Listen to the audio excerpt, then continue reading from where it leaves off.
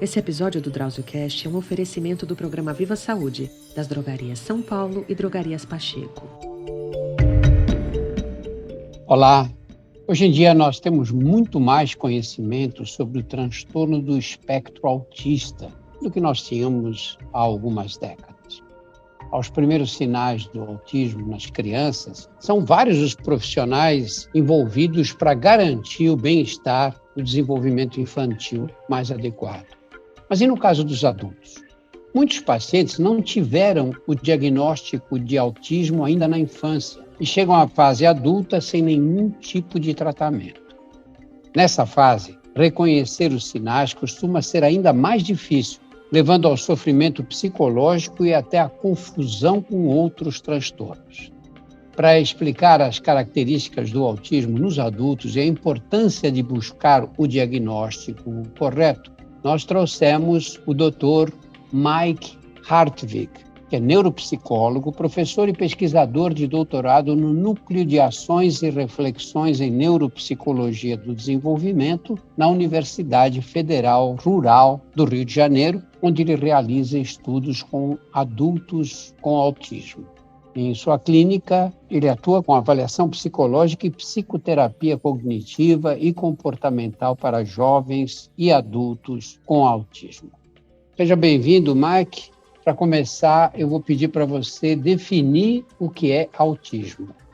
Drauzio, primeiramente eu quero agradecer o convite, a oportunidade de estar aqui falando sobre autismo na perspectiva da pessoa adulta e respondendo essa sua primeira pergunta, eu gosto de classificar o autismo como uma variação no funcionamento do cérebro. Então, eu posso considerar que ela seja uma condição neurológica diversa, E essa condição ela vai se manifestar de uma forma bastante heterogênea. Eu costumo dizer que existe um autismo para cada pessoa autista. Embora a gente tenha aí diversos critérios diagnósticos muito bem definidos para classificar o autismo, a forma como essa condição vai se manifestar em cada indivíduo pode ser muito distinta. E aí vai depender de diversos fatores, inclusive como o nível do autismo. Então, ilustrando isso que eu acabei de dizer, em termos médicos e psicológicos, e também compreendendo o que a gente pensa a respeito do autismo em pesquisa, é que o autismo é hoje caracterizado um transtorno do neurodesenvolvimento, ou seja, ele se manifesta nos anos iniciais da vida do indivíduo e vai se configurar uma condição de base neurobiológica muito complexa, e hereditária também. Então, hoje nós temos aí estudos robustos que identificou que é fortemente genético e com uma herdabilidade em torno de 80%. Isso explica aí o fato de muitos adultos, pais de crianças autistas, serem diagnosticados com autismo atualmente, o que não acontecia anteriormente. Então, falando a respeito da manifestação do autismo, hoje nós temos manuais diagnósticos que têm critérios muito bem estabelecidos para que a gente identifique o autismo em uma pessoa, tanto de forma tardia quanto de forma precoce, e esses critérios eles vão envolver a presença de sinais e sintomas em dois grandes grupos. Esses dois grandes grupos, geralmente, a gente classifica eles enquanto grupo A e grupo B. No grupo A, a gente vai ter aí comprometimentos na comunicação, na interação social, e no grupo B, mais relacionados a interesses, atividades restritas e repetitivas, e de uma forma bem prática, como é que isso pode acontecer, tanto na infância quanto na pessoa adulta. Geralmente a gente vai ter manifestação desses comportamentos, como, por exemplo, a repetição de determinados sons, de movimentos. A criança ela pode, por exemplo, comportamentos de bater as mãos, de movimentar o corpo numa posição de uma forma estereotipada, e inclusive de utilizar determinadas palavras mais de uma vez, ou repetição de palavras, que a gente vai entender na clínica como ecolalia. É comum ainda, Drauzio, que na identificação do autismo na infância, a gente tenha também presença de baixo contato visual, poucas expressões faciais, às vezes uma certa preferência por brincar de uma forma individual, especialmente em brincadeiras que sejam mais estruturadas, previsíveis, e a pessoa pode ainda apresentar algumas características de irritabilidade diante de situações de mudança de rotina. E essas mudanças de rotina elas podem acontecer, por exemplo, em coisas como experimentar novos alimentos, alteração na rotina no sentido de mudanças, por exemplo, de atividades escolares, mudança de rota nas atividades do dia a dia. Qualquer situação que possa sair, talvez, do que foi inicialmente planejado, pode ser um desafio, tá? Em especial para a pessoa autista. Por que muitos casos de autismo passam despercebidos na infância? Então, o diagnóstico precoce, ele é fundamental, tá, para que a criança receba, né, intervenção e tratamento adequado. E nós sabemos que o diagnóstico do autismo é puramente clínico. Então, envolve um trabalho com equipe multidisciplinar, que é essencial para que esse diagnóstico aconteça. E hoje nós temos, né, ferramentas para avaliar com certa acuidade essas características de autismo na infância. Mas a identificação de forma precoce pode ainda se configurar um desafio clínico, tá, especialmente por conta de alguns pontos, né? O primeiro, a heterogeneidade do autismo. Então, é comum que aquelas crianças que não apresentem um comprometimento cognitivo ou um atraso no desenvolvimento da linguagem, elas passem despercebidas, tanto pelo clínico quanto pela família, né? Então, daí eu quero destacar, tá, um estudo que foi desenvolvido na época no grupo de pesquisa, no meu grupo de pesquisa de mestrado na UFES, que identificou que o atraso no desenvolvimento da linguagem era o que motivava esses pais a buscarem um atendimento médico especializado para os seus filhos, né? Então, isso acabava contribuindo como um fator de proteção para a identificação precoce do autismo. Mas a gente sabe que o atraso no desenvolvimento da linguagem não é um critério diagnóstico de autismo, embora ele aconteça com certa frequência. Então, o que acontece na prática é que crianças que não têm um atraso no desenvolvimento da linguagem correm um risco maior de não serem identificadas na infância. E outro ponto importante também é que, às vezes, o médico psiquiatra não consegue identificar os sinais precoces do autismo justamente por eles ocorrerem de forma um pouco mais sutil. É comum também a gente ter alguns casos, por exemplo, em que as crianças são diagnosticadas com TDAH, com transtornos de processamento sensorial ou com outra condição, por exemplo, que acaba também mascarando inicialmente esses sinais de autismo. E você consegue definir as diferenças fundamentais entre o autismo na infância e o autismo na vida adulta?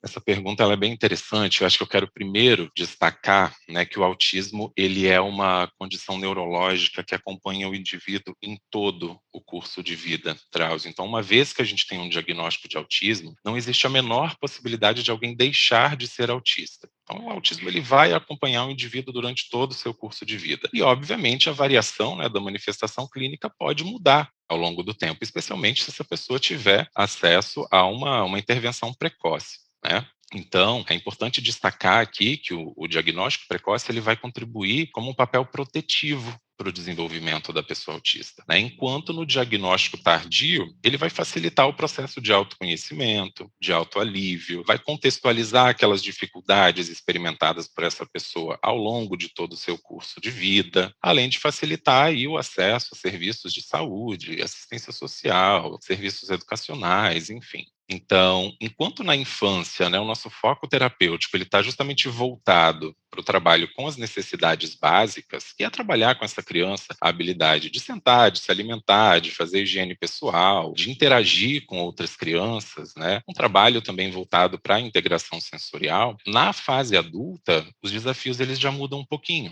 O adulto diagnosticado de forma tardia, e geralmente, né, com diagnóstico aí de autismo de nível 1, que são aquelas pessoas que têm a cognição e linguagem preservada, elas trazem uma história de muita dificuldade, né, em relação à adaptação à escola, ao trabalho, dificuldade de relacionamento socioafetivo, em alguns casos, a dependência dos pais, a dificuldade de permanecer no mercado de trabalho e até uma certa dificuldade de manutenção dos vínculos, né, o que acaba afetando aí o relacionamento dessa pessoa. E na fase adulta, a gente tem uma outra questão também que precisa ser um alvo terapêutico, que é a percepção negativa de si que geralmente o adulto autista tem. Então, ele já vem com todo aquele histórico, né, relacionado a diversas dificuldades que ele experimentou ao longo da vida, e é importante que seja um dos alvos terapêuticos, né, na vida adulta. Mike, você falou em autismo grau 1, não é? Fala um pouco dos graus mais leves e mais graves do autismo. As diferenças fundamentais, quais são? Hoje nós compreendemos, na literatura médica, compreende o autismo em 3 níveis, né? Hoje, os níveis de autismo eles são amplamente discutidos, né, e a gente vai tentar compreender esses níveis tanto em termos de gravidade quanto em termos de necessidade de suporte. Então, falando hoje dos níveis de autismo, nós temos os níveis classificados em nível 1, que nós vamos considerar o nível leve, nível 2, moderado, e o nível 3, severo. Sempre entendendo o nível em termos de gravidade e de necessidade de suporte. Então, o que hoje nós consideramos o autismo de nível 1, que são aqueles adultos que geralmente vão comparecer para um diagnóstico de autismo de forma tardia, são aquelas pessoas que geralmente apresentam sinais e sintomas de uma forma menos grave e que requerem talvez um suporte mínimo, né, de outras pessoas para ajudar elas nas atividades do dia a dia. Então, ou seja, pode ser, né, que essa pessoa autista de nível 1 tenha necessidade de suporte, talvez para a gestão da vida financeira, a manutenção das atividades de vida diária e etc. Mas no autismo de nível 1, a pessoa ela é totalmente capaz de se comunicar, de manter relacionamentos afetivos, embora ela possa ter ali algumas dificuldades, tá, relativas à interação social, aos interesses restritos, à rigidez cognitiva também. Mas é importante enfatizar que a pessoa autista de nível 1, ela tem uma autonomia para as relações afetivas, e é importante destacar isso porque o imaginário social, ele acredita de fato que a pessoa autista é aquela que não constitui vínculos afetivos, né, que não constitui família, que não conclui seus projetos, e a gente entende que esse pensamento é um pensamento que de fato invalida e não reconhece, né, as potencialidades de uma pessoa do autismo de nível 1. Avançando um pouquinho, no autismo de nível 2, nós já falamos a respeito, principalmente, de pessoas que estão ali entre uma faixa intermediária entre o autismo 1 e o autismo de nível 3. Então, esse nível de autismo, ele diz respeito à gravidade dos sintomas e também à necessidade de suporte. Então, em termos clínicos, essa pessoa do autismo de nível 2, ela pode ter dificuldades com habilidades sociais, em situações sociais específicas, dificuldade no contato visual, dificuldade para expressar também as suas emoções, comportamentos repetitivos de uma forma um pouco mais acentuada, e elas vão se diferenciar principalmente dessas pessoas que estão aí no quadro de nível 1, em termos de gravidade e necessidade de suporte. E já no autismo de nível 3, nós estamos falando de pessoas que necessitam de muito apoio, né, especialmente para as dificuldades relacionadas à atividade do dia a dia. Então, as pessoas autistas de nível 3, elas se comunicam verbalmente, mas em grande parte das vezes não falam, tá? E apresentam um suporte substancial para aprenderem, né, a realizar atividades básicas da vida diária e da vida prática. Então, no nível 3, a gente está falando de um nível de gravidade, de necessidade de suporte muito mais necessário do que nos outros dois níveis. Qual a relação do autismo em adultos e o diagnóstico de outros transtornos, como depressão, ansiedade e TDAH, por exemplo? E como é que vocês fazem o diagnóstico de autismo quando estão diante de um desses casos de outros transtornos?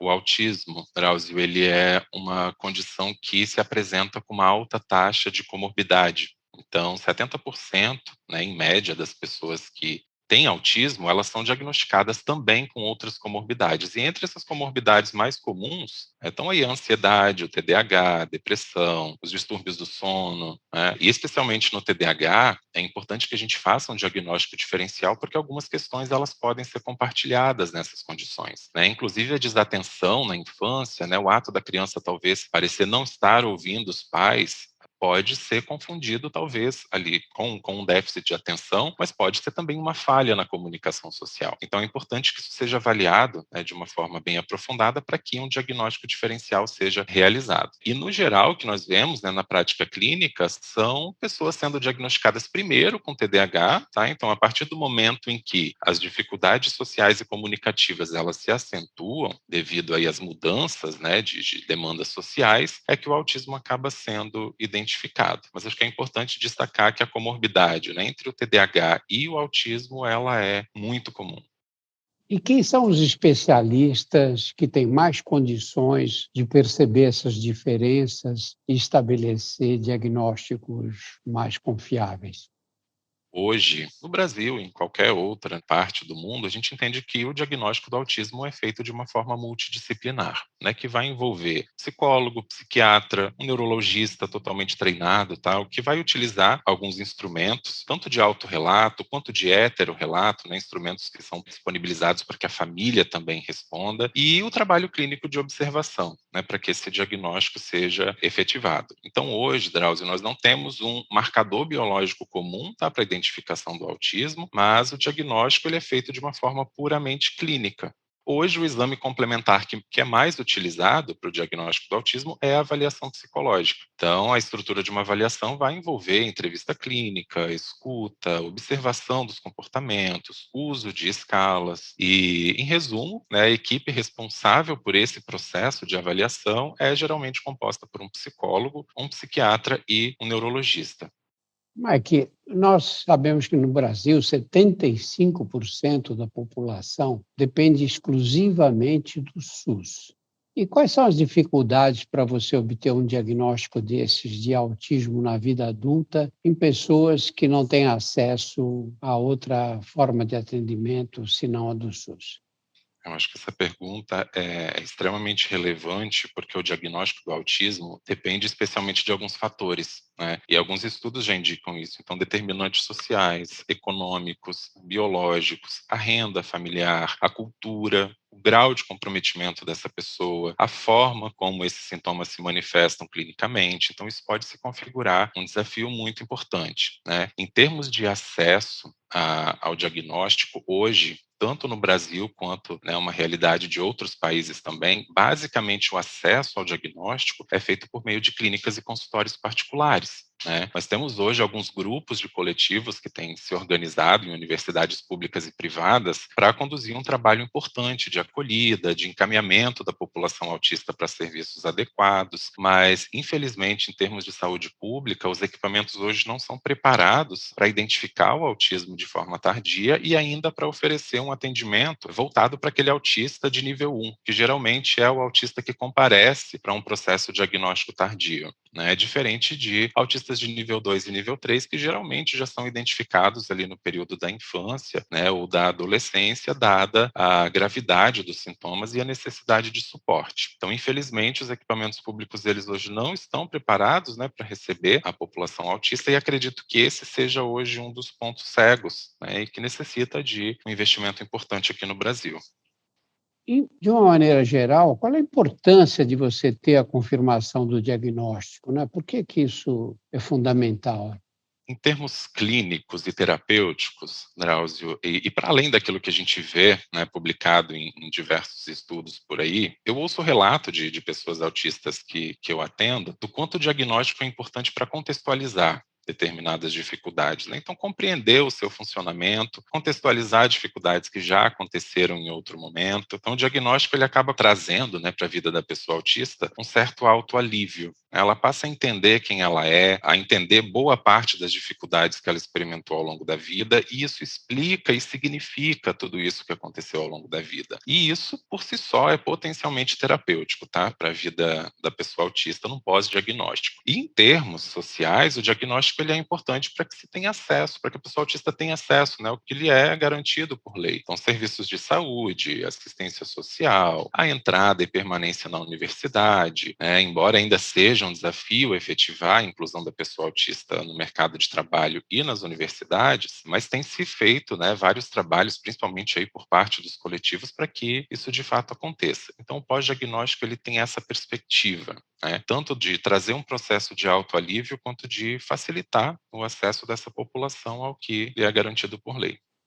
No caso do tratamento do autismo na infância, nós temos, na verdade, diversos tratamentos, né, que envolvem profissionais na área da psicologia, da terapia ocupacional, da fonoaudiologia e por aí vai, né? Psiquiatras, psicólogas, etc.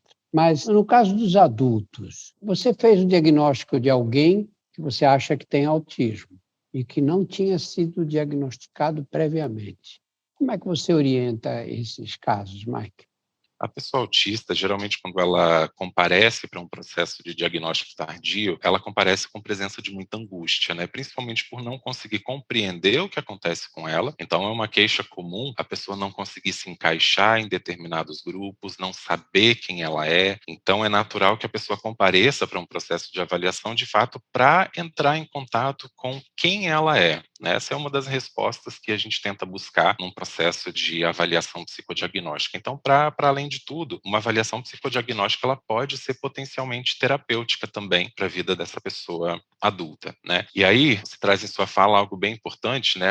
A intervenção ela varia um pouco, né, da infância para a fase adulta. Na fase adulta, claro, às vezes a gente vai ter ali a necessidade, a presença de comorbidade, né, que vai exigir aí uma farmacoterapia, por exemplo, terapia ocupacional também para alguns casos, né, principalmente aqueles que necessitam de integração sensorial, mas a grosso modo, a orientação a uma pessoa autista adulta, né, em termos de psicoterapia, é que essa prática vai promover, de fato, um processo de autoconsciência, de acomodação sensorial. A gente vai trabalhar para que habilidades de relacionamento interpessoal, de autorregulação emocional e sensorial sejam traçadas, né, ao longo desse processo terapêutico. Então, em primeiro momento, né, orientado que esse diagnóstico seja formalizado para que a gente saiba se de fato existe ali uma condição autística e logo em seguida se pense, né, o pós-diagnóstico, que é tão importante quanto. Porque é daí que a pessoa autista vai começar a se entender melhor e saber o que de fato ela quer desenvolver, né, para a sua vida. Mike, então vamos imaginar as condições ideais. Você recebe um paciente e diz, eu vou conduzir da melhor forma possível. Qual é o impacto na vida cotidiana dessa pessoa? Geralmente, essa pessoa comparece com dificuldade de relacionamento, né, que foi o que eu falei anteriormente. Então, isso pode acontecer tanto no relacionamento afetivo quanto em relacionamentos de trabalho. Às vezes, essa história ela é marcada por não conseguir permanecer no mercado de trabalho, né, não conseguir permanecer na faculdade. E isso acaba trazendo para ela muita angústia, porque ela individualiza todo esse sofrimento, né? Então, no processo psicoterápico, a gente tenta trabalhar para além do treino, né, de habilidades, para que ela tenha aí relações sociais mais satisfatórias, a identificação também de pontos da vida dela que podem ser potenciais, né, de formas que ela pensa em conduzir essa vida de uma forma mais satisfatória. Mike, quais são os principais serviços que podem auxiliar os adultos que se encaixam no espectro autista? Onde eles podem ser encontrados? Áudio, como eu falei anteriormente, é um desafio que esses serviços eles sejam encontrados no setor público, tá? Embora a gente tenha hoje equipamentos que deveriam ser preparados para acolher essa população, como o CAPS, por exemplo, né? Indivíduos, por exemplo, com autismo de nível 1, eles têm uma dificuldade de conseguir se encaixar nesse serviço e de serem, de fato, acolhidos nesse serviço. Então, basicamente, os serviços que hoje acolhem essas pessoas adultas diagnosticadas de forma tardia são as clínicas e os consultórios particulares, né, o que se configura um desafio para quem tem uma realidade socioeconômica precária para a manutenção desses serviços de uma forma particular. Mas existem outros equipamentos também. Então, hoje no Brasil, o movimento das APAES, da Pestalozzi, os coletivos de autistas que foram fundados nas universidades públicas e privadas do Brasil, têm conduzido um trabalho tanto de acolhimento dessa população quanto de encaminhamento, né? O coletivo autista da Unicamp, especialmente, tem desenvolvido um trabalho bem importante em termos de encaminhamento dessas pessoas que buscam por orientação a profissionais que oferecem, por exemplo, atendimento em clínicas sociais, né, que buscam aí acolher uma demanda de vulnerabilidade social. Então, infelizmente, nós não temos hoje né, os equipamentos públicos preparados para atender, né, a toda essa demanda, mas existem alguns movimentos sociais importantes que têm conduzido, né, uma forma de responder a essa demanda que comparece na nossa clínica. Mike, muito obrigado e muito obrigado por esses esclarecimentos todos. Eu agradeço, Drauzio. No nosso portal você encontra mais de 100 episódios do DrauzioCast sobre os mais variados temas. Conheça também os nossos outros podcasts, Porque Dói, Saúde Sem Tabu e Outras Histórias, todos disponíveis nos principais agregadores e no YouTube. Esse episódio do DrauzioCast foi um oferecimento do Programa de Relacionamento Viva Saúde da Drogaria São Paulo e Drogarias Pacheco. Muito obrigado. Esse episódio do DrauzioCast é um oferecimento do Programa Viva Saúde das Drogarias São Paulo e Drogarias Pacheco.